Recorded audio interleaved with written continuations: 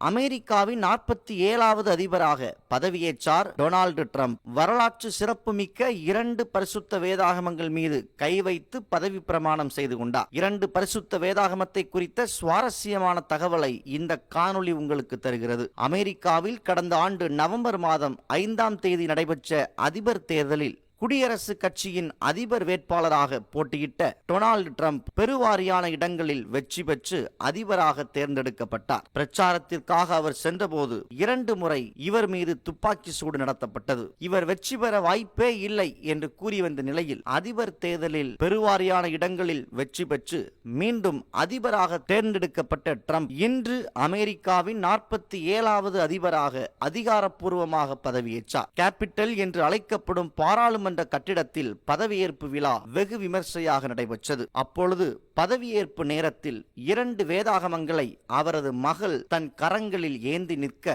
அந்த வேதாகமத்தின் மேல் கை வைத்த வண்ணம் பதவியேற்பு ஆணையை அறிக்கையிட்டார். அவர் கை வைத்த 2 வேதாகமத்தின் சிறப்பு என்னவெனில், முதல் வேதாகமம் 1955வது ஆண்டு டிரம்ப் அவர்கள் 8 வயதாக இருக்கும்போது அவரது தாயார் அன்பளிப்பாக வழங்கிய பரிசுத்த வேதாகமம். 2வது வேதாகமம் சரித்திர புகழ் வாய்ந்த முன்னாள் அமெரிக்க அதிபர் ஆபிரகாம் லிங்கன் பயன்படுத்தி வந்ததும் பதவியேற்றதுமான பரிசுத்த வேதாகமம். ஆபிரகாம் லிங்கன் 1961வது ஆண்டு தனது பதவியேற்பு நேரத்தில் பயன்படுத்திய அதே பைபிளை இவரும் பயன்படுத்தியுள்ளார். வழக்கமாக அதிபர்கள் பதவி பிரமாணம் செய்யும் போது ஏதேனும் ஒரு வேதாகமத்தை தன் கையில் ஏந்தி பதவி பிரமாணம் செய்வது வழக்கம்.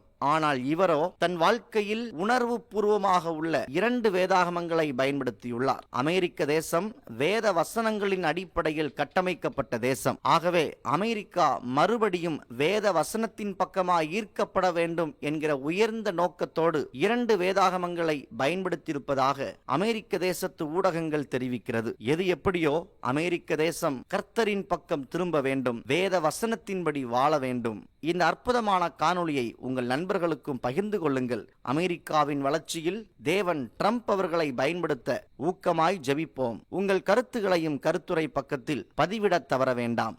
நன்றி.